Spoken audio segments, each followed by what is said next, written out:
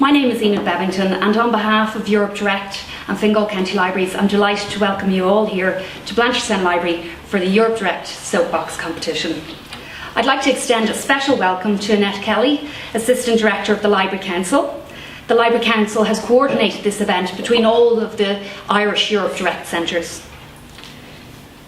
I must thank MEP Joe Higgins. He has provided a most fantastic prize of a trip to Brussels, and the European Commission has provided a prize of an iPad, another fantastic prize. Very much, Enid, and I would like to extend Céad Míle Fáilte to everybody who have come here tonight, including people from outside of Greater Blanchardstown. Now, as Enid says, I'm a member of the European Parliament since June of last year. I'm very privileged to represent the people of Dublin in that institution, and have endeavoured to fight in the interests of the ordinary people that I seek to represent in that time. Some of you might know, previous to that, I was 10 years in Dáil Éireann, and I then broke the heart of former Taoiseach Bertie Hearn by losing my seat, which means he couldn't look across the floor at me anymore. Now, without further ado, I just want to introduce the event tonight. Europe Direct Centres have organised to run this national event that has highlighted the importance of climate change as it pertains to the European Union and vice versa.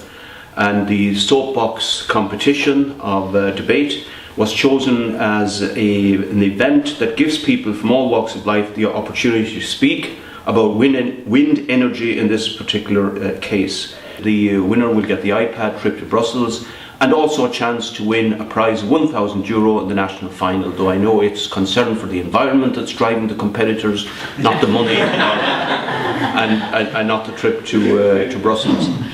Our two distinguished judges, we have John Kilcoyne, who is a lecturer in the Institute of Technology Blanchardstown, and lectures on their Bachelor of Science in Sustainable Electrical and Control Technology programme, covering the areas of renewable energy, such as wind turbines, photovoltaic, solar panels, etc. And our second distinguished judge is Luanne Kent, originally from the United States of America, living in Ireland for the past 9 years, 7 of which she has been a member of Toastmasters, which of course is a worldwide non-profit educational organisation that helps its members from all walks of life to improve their communication, public speaking and leadership skills. And God knows, do we want leadership skills in this country at the present time. So can I ask you to, just as a gesture of goodwill, to welcome the judges and the competitors before we start. So, good evening everybody, my name is Alessia Riccardi, and I'm very delighted to be here because people like me can have at least the opportunity to speak about this prominent issue, and the debate here would be very interesting, especially because authorities are more involved on the environment, and actually not only for return for for cost effectiveness or return of investment, but because of the environment as well. Unfortunately, we are focusing on global warming and so on, so the fewer resources that are left on the planet are a concern for us. For this reason, I think that actually the wind farms and the wind energy are part of our future. It's not a blot on the landscape. I think it's important to considering that we can massively reduce the carbon footprint. And actually, in all companies I work for, I consider about the color to have, you know, the wind turbines, so blades, for example, can be in the blue and green depending on the. We can do here. We can promote this for a better life for ourselves and for the planet as well. Thank you. Today, renewable energy, including wind energy, is seen as a viable alternative to both fossil fuel and nuclear power. Wind energy is a freely available energy source that has been around for millions of years and will be around for a long time after we're gone. It poses no harmful risk to human health, unlike fossil fuel or nuclear energy.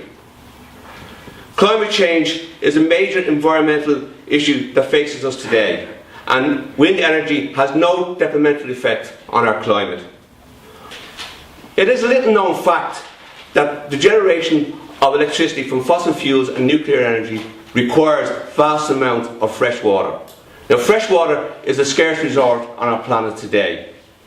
A coal generating station, for example, requires 1,000 litres of water to generate 1 megawatt of electricity.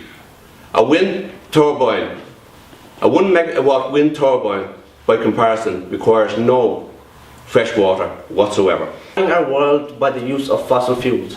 Fossil fuels like coal, oil or gas, when burned, are releasing carbon dioxide or sulfur dioxide. These have many defects, such as they are putting a hole into the ozone. This is causing many defects in the human nature as well. For example, it is causing skin cancer to many people. There is one market that since 1990 hasn't had a property bubble, a confidence crisis, or an implosion in confidence. Not only has the market in wind energy doubled every year, but it has done so with a net negative carbon impact. I'm here tonight to tell you why wind energy is a future and far from a blot in the landscape. NIMBYism, or not in my backyard syndrome, we witness all around us the Gulf oil spill, the Exxon Valdez disaster, the beached whales, the not so coral reef, even more of an eyesore. Why are we putting up all these stop signs for such shallow and petty reasons? Wind farms use no fuel and emit no air pollutants. This is the only planet we have, and we need to take better care of it. Wind energy is only one piece of the jigsaw. 160 billion watts of energy every year in 80 different countries can't be wrong.